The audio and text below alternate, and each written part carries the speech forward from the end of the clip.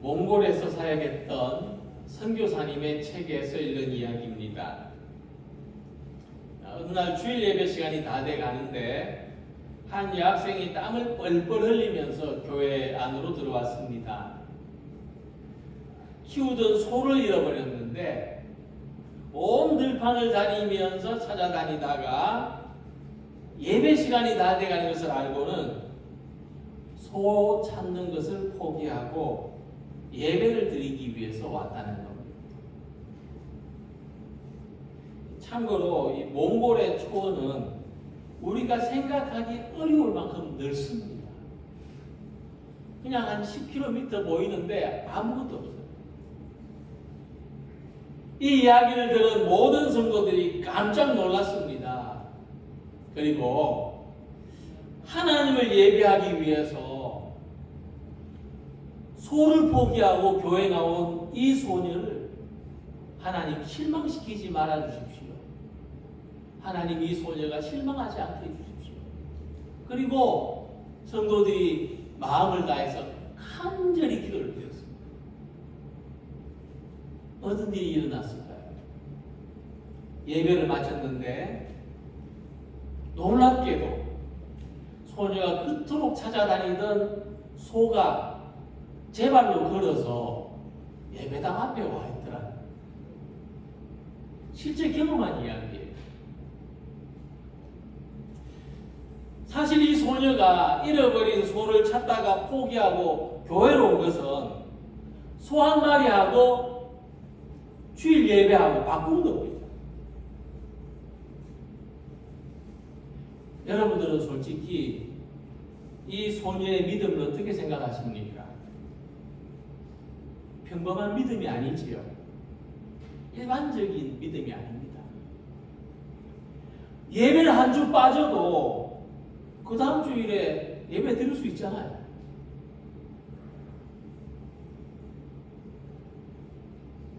한 번 잃어버린 소는 그 다음 주에 찾는다는 보장이 있습니까? 그런데 이 소녀가 그랬단 말이에요. 무모하죠. 어리석다는 생각이 들지 않습니까? 나 같으면 어쩌겠습니까? 예배를 빠지면 빠졌지 소를 찾아야 될 거 아닙니까? 일반적으로 사람들이 이렇게 생각합니다. 이게 일반적이에요. 평범한 생각이죠. 신앙을 가지지 않은 사람들은요, 이 소녀 이야기를 하면은 광신이라고 비난하시는 거예요. 미쳤다. 미치지 않고서야 어떻게 그럴 수 있느냐. 하지만 우리는 이 소녀가 취한 행동을 충분히 이해할 수 있어야 됩니다.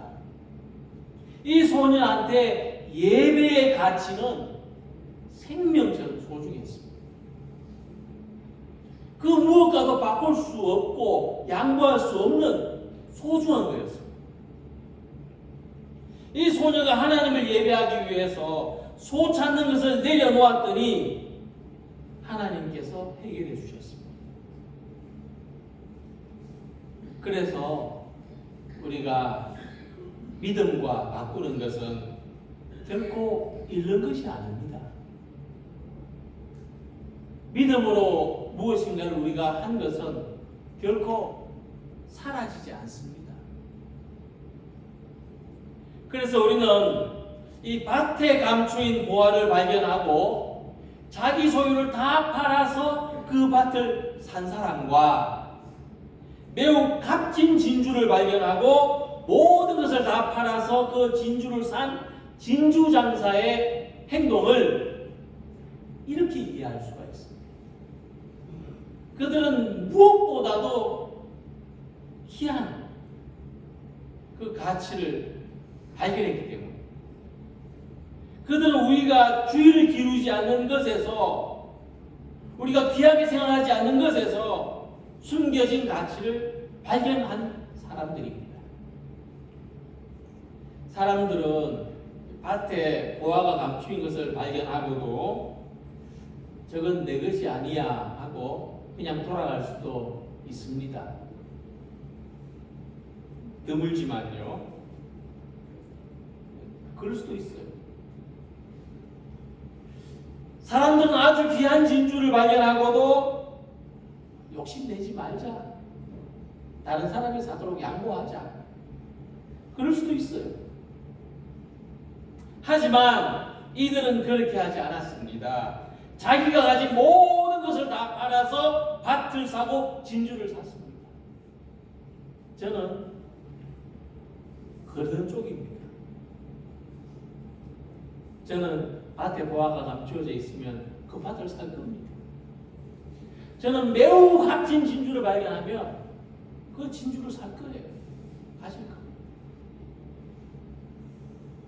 오늘도 교회에 와서 우리가 무엇을 가지고 가느냐가 우리 삶이 무엇을 소중하게 생각하느냐를 나타내는 겁니다. 내가 오늘 교회에 와서 무엇을 얻어가느냐가 내가 삶에서 정말 중요하게 생각하는 겁니다. 사람은 자기가 중요하게 여기는 것을 얻기 위해서 시간하고 노력하고 아까워하지 않습니다. 그럼 우리한테 가장 소중한 것은 천국을 소유하는 것입니다.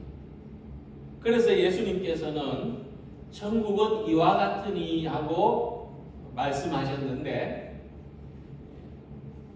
좀 다르게 풀이하면 천국은 이렇게 가지는 거야. 천국은 이렇게 얻는 거야. 하고 말씀하신 겁니다. 천국은 자기 모든 것을 팔아서 얻는 겁니다. 천국은 자기 모든 것과 바꾸는 겁니다.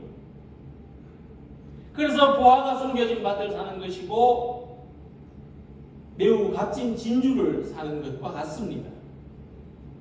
이 두 비유의 공통점은 둘 다 귀한 보물을 발견했다는 거고 그것을 사기 위해서 모든 소유를 포기했다는 겁니다.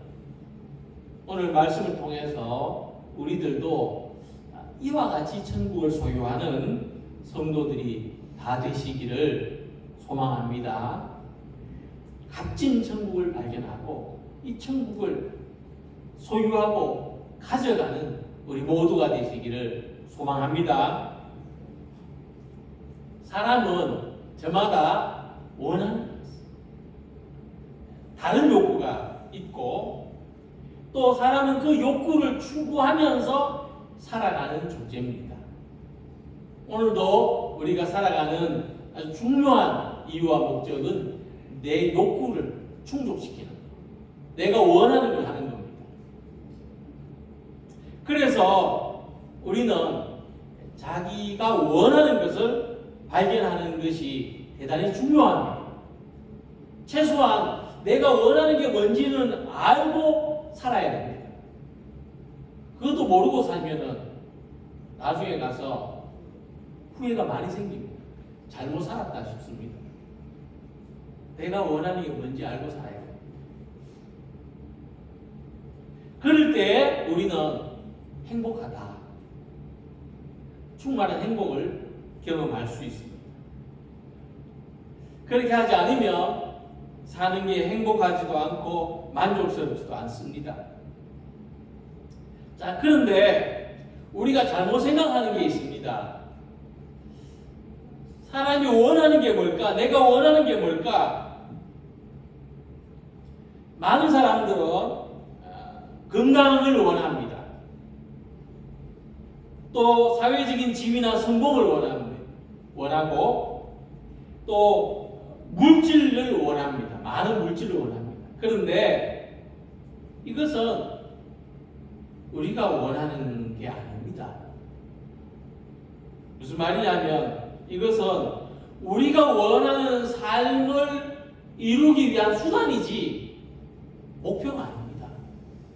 건강이나 지위나 물질이 목표가 아닙니다. 이게 인생의 목표가 되면 안 됩니다. 그건 잘못 사는 겁니다. 이거는 수단입니다. 수단.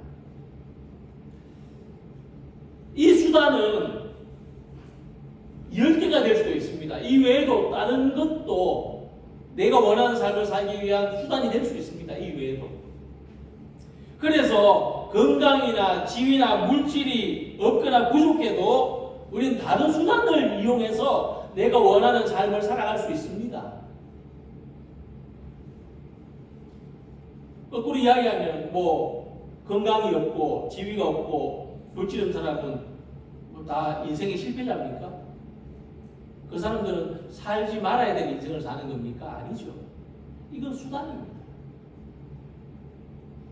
이걸 더 많이 가졌다고 내가 잘 사는 거 아니고 내가 원하는 삶을 사는 게 아닙니다. 자, 그래서 내가 원하는 삶이 뭘까? 내가 지금까지 수단을 목표로 생각하고 살아왔구나. 이런다면 이제 이렇게 질문해야 돼요. 내가 원하는 삶을 알아가기 위한 질문입니다. 나한테 건강이 있다면 그 건강을 가지고 뭘 할 건가? 그게 내가 원하는 삶이에요. 건강한 게 아니고 그 건강에서 내가 뭘 하는 게 내가 원하는 삶이에요. 내가 지위가 높아지면, 내가 물질이 많아지면 그 지위와 물질로 어떻게 살 것인가? 그걸 생각해야 돼요. 내가 그냥 부자 되고 싶다가 아니고 나한테 좀 물질이 많으면 난 그걸 가지고 어떻게 살고 싶은가? 그게 내가 원하는 삶이에요.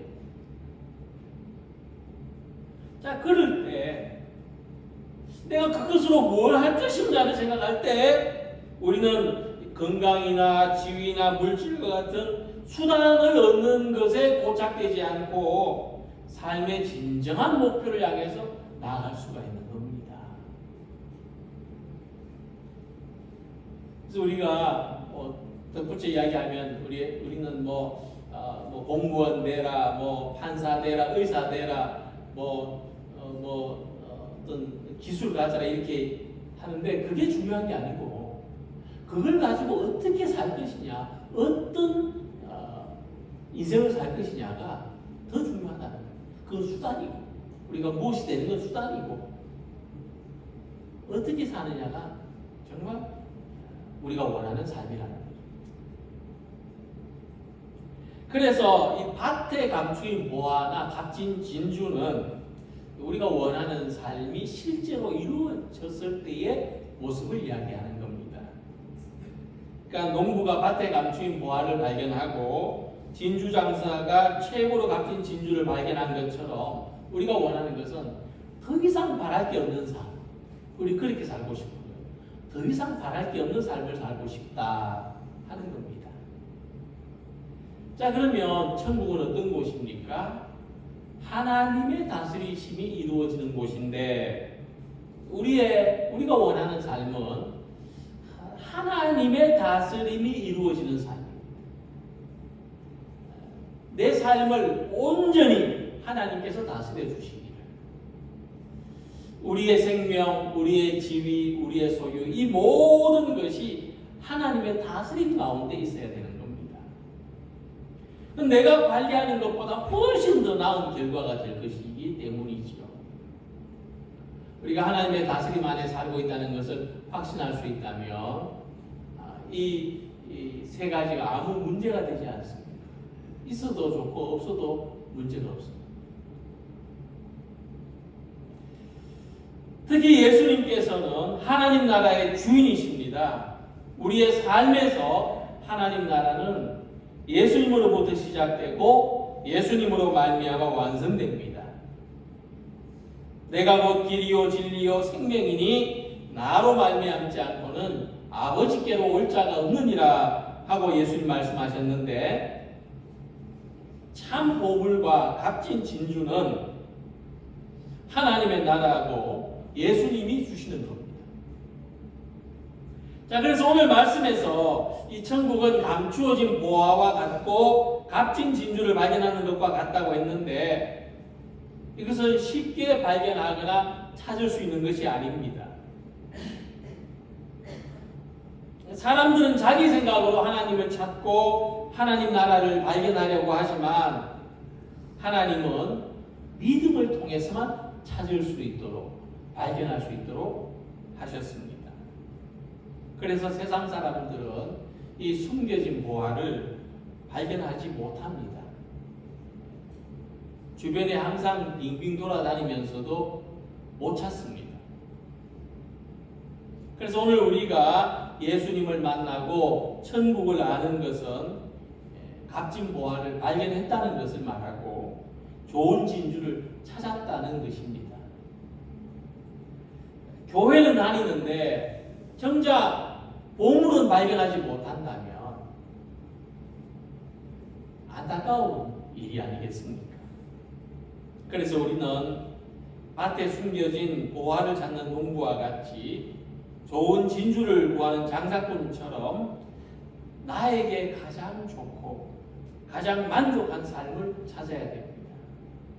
그리고 그것은 하나님이 다스리시는 삶이며 내 인생이 오늘 좀 내가 불행해 보이고 내가 좀 슬퍼 보여도 내 인생이 하나님의 다스림 속에 있다는 것을 믿고 이 귀한 선물을 발견하는 우리 모두가 되시기를 소망합니다.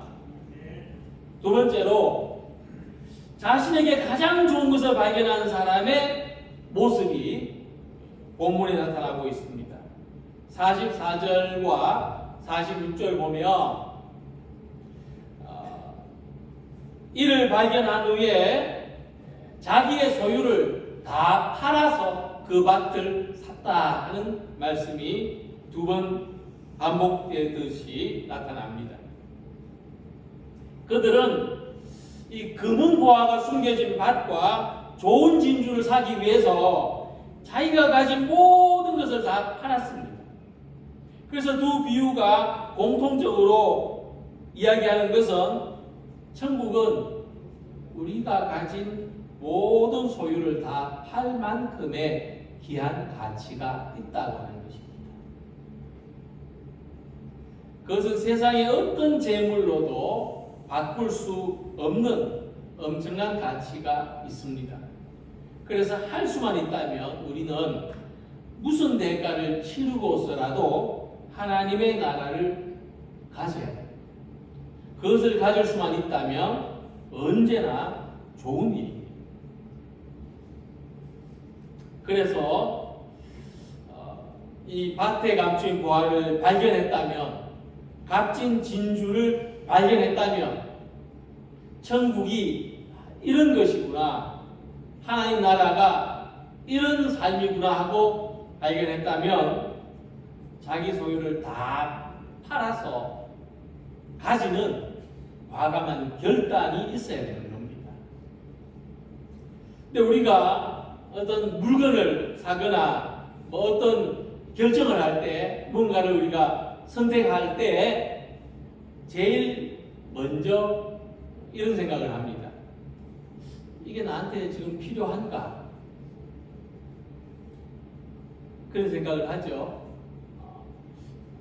어떤 물건을 사려고 할 때, 뭔가를 무슨 회원권을 끊든지 뭐 가입을 하든지 뭐 이런 걸 할 때 지금 나한테 필요할까? 이런 생각을 합니다. 있어도 그만, 없어도 그만, 이런 것을 선택할 때는 아주 현명한 생각입니다. 한번 생각해 봐야 됩니다. 필요한가? 근데 절대적으로 필요한 것이라면 머뭇거리지 말아야 돼요. 머뭇거리는 사이에 이미 시간과 기회는 점점 줄어들게 되는 겁니다. 근데 많은 사람들은 이 상반된 모습을 보이는데, 있어도 되고 없어도 되는 데는 과감합니다. 충동적이라고 하죠. 있어도 그만, 없어도 그만인 걸 구하는 데는 아주 과감해요. 그런데 정말 필요한 것을 갖추는 것은요, 미적거립니다. 이건 반드시 해야 되는 건데 자꾸 미루고 싶어요. 하지만 예수님은 우리의 삶에 절대적으로 필요한 것을 보여주고 계십니다. 하나님의 나라는 예수님께서 우리들에게 절대적으로 필요한 것을 가르쳐 주신 것이고, 그것은 생명이고 회복이고 치유의 삶입니다. 근데 지금 당장 질병으로 죽어가는 사람이 있는데 의사가 치료해 주려고 합니다. 그럴 때 다음번에 치료받을게요 하고 미룰 수 있겠습니까? 정말 우리한테 큰 병이 있다면 앞당겨서라도 좀 빨리 치료해 달라고 요청할 것입니다. 우리가 유한한 인생을 살고 있는데 영원한 생명이 너무 사치스러운 거 아닌가 하는 생각을 할 수 있습니까?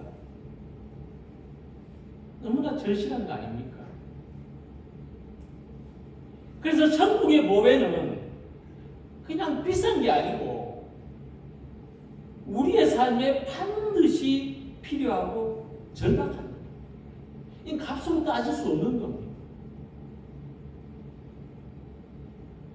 그런데 예수님은 이 값진 것을 쉽게 얻을 수 있도록 하셨다는 겁니다. 예수님이 십자가 위에서 생명의 값을 대신 치르셨기 때문에. 그래서 농부와 이 진주 장사는 자기 모든 것을 다 팔아서 밭을 사고 진주를 샀지만 그들은 사실 보잘것없는 것으로 귀한 것을 가진 겁니다. 이처럼 우리의 작고 초라한 믿음이지만 우리는 이 믿음으로 하나님 나라를 받아들일 수 있다면 그것은 아주 값진 선택을 한 겁니다. 아주 잘한 거죠. 외국에 어떤 여인이 있었는데 길거리 노점상한테서 그릇 한 개를 샀습니다. 남이 쓰던 그릇인데 이 노점상은 좀 비싼 값을 불렀지만은 이 여인은 이 그릇이 마음에 들었기 때문에 잠시 망설이다가 우리 돈 3만 원쯤을 주고 사왔습니다. 그러다 자기 집에 온 손님이 이 접시를 보더니 좀 특별한 것 같다. 내가 지금까지 봐온 다른 그릇들하고는 좀 다른 것 같다. 그랬습니다. 이 접시를 산 여인도 뭐 처음에는 뭐 그랬겠지. 조금 뭐 디자인이 조금 뭐 고풍스럽고 좀 특별한 유니크해 보이는 그런 거겠지 하고 생각했는데 근데 몇 사람한테서 똑같은 이야기를 들어요. 그러다 보니까 갑자기 궁금한 마음이 생겨가지고 골동품 가게 한번 들고 가봤습니다. 이 그릇이 어떤 그릇이냐. 근데 놀랍게도 명나라의 황실에서 쓰던 매우 값진 도자기랍니다. 최종적인 감정가는 자그마치 3억이 됐습니다. 이 3억짜리를 3만 원 산 거죠. 이처럼 하나님의 나라는 비싼 값을 지불하는 게 아니에요. 그 가치를 아는 사람이 가질 수 있어요. 그래서 오늘 우리가 믿음의 눈을 떠서 이 하나님의 나라가 나의 인생이 얼마나 값진가를 발견해야 돼요. 하나님의 나라를 이루어가는 것이 이 세상에서 얼마나 귀한 일인가를 발견해야 돼요. 그리고 이 귀하고 값진 하나님의 나라를 우리의 작은 믿음으로 소유하는 모든 성도님들이 되시기를 바랍니다. 이 두 가지 비유는 하나님 나라를 소유하는데 필요한 대가가 있다는 것을 가르쳐주는 말씀입니다. 그래서 밭에 감추인 보화를 발견한 농부와 진주장사는 이 가치를 알았기 때문에 자기의 모든 것을 팔아서 밭을 사고 진주를 샀던 겁니다. 이 사람들이 부자라서가 아니고요. 이 밭을 가지고 싶었기 때문에 이 진주, 값진 진주를 소유하고 싶었기 때문에 할 수 있는 걸 다 정리한 거예요. 뭐 빌렸다는 이야기는 없지만은 아마 빌려서도 했을 거예요. 그걸 너무나 가지고 싶었기 때문에. 자, 그러면 우리는 하나님 나라를 소유하기 위해서, 가지기 위해서 우리는 어떤 값을 치를 수 있을까? 이런 유머를 통해서 대답을 찾아보려고 합니다. 어떤 사람이 하나님께 이런 질문을 했습니다. 하나님 나라에서 1000년은 몇 시간입니까? 하나님이 그에게 1초라고 대답하셨어요. 하늘나라에서 1000년은 1초에 불과하다. 그만큼 하나님 나라에는 영원하다. 이런 말씀이죠, 시간이. 이 사람 다시 질문했어요. 그럼 하나님 나라에서 1억은 얼마입니까? 하나님이 1원의 가치밖에 안 된다고 하셨어요. 그만큼 하나님 나라는 어마어마한 그런 세상의 값으로 따질 수 없는 그런 귀한 나라라는 거죠. 1억은 1원밖에 안 된다. 그래서 이 사람이 하나님한테 그랬어요. 하나님, 저한테 1원만 주실 수 없겠습니까? 그러니까 하나님이 말씀하셨어요. 아이고, 주고 말고지. 그럼 1초만 기다려라.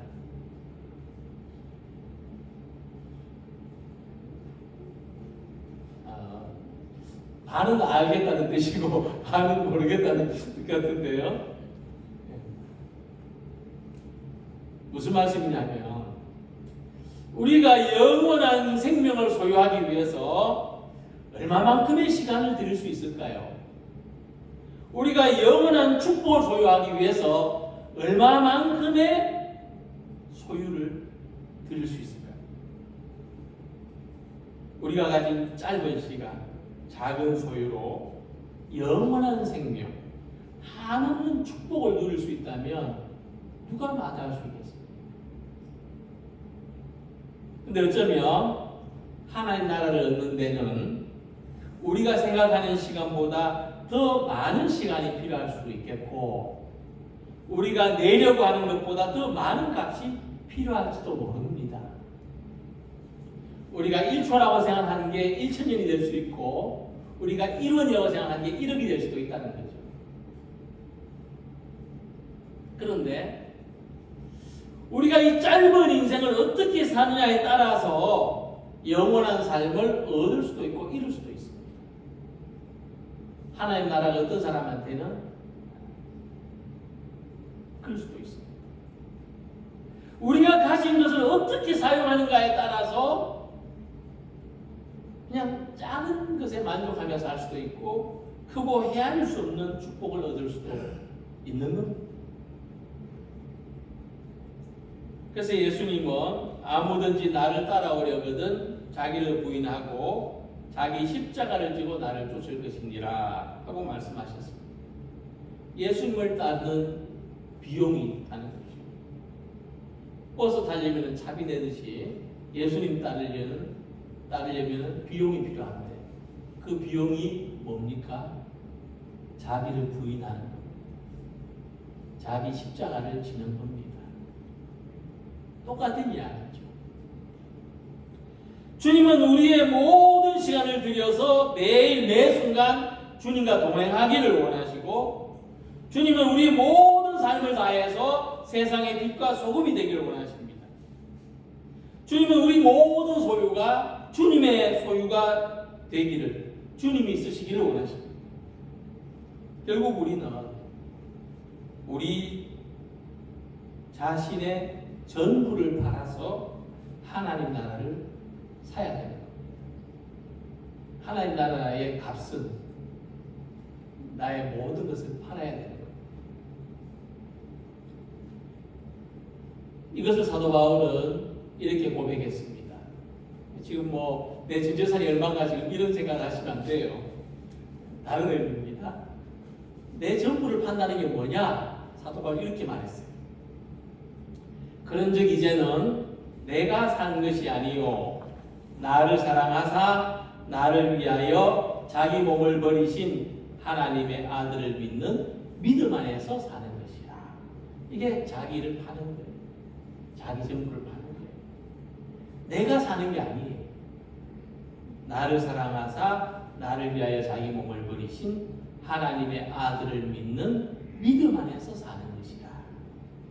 하나님 나라는 주인이 바뀌는 겁니다.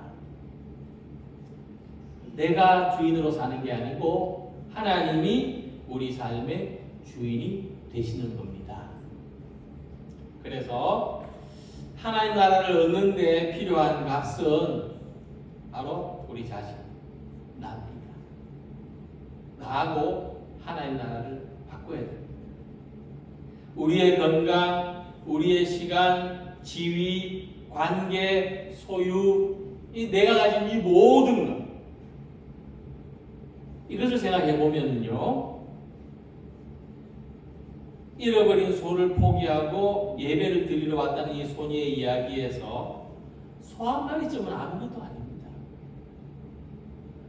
뭐 나하고 소 한 마리하고 비교해 볼 수 있습니까? 내가 훨씬 더 귀하죠. 내가 훨씬 더 소 한 마리보다 훨씬 더 값 나가는 존재입니다.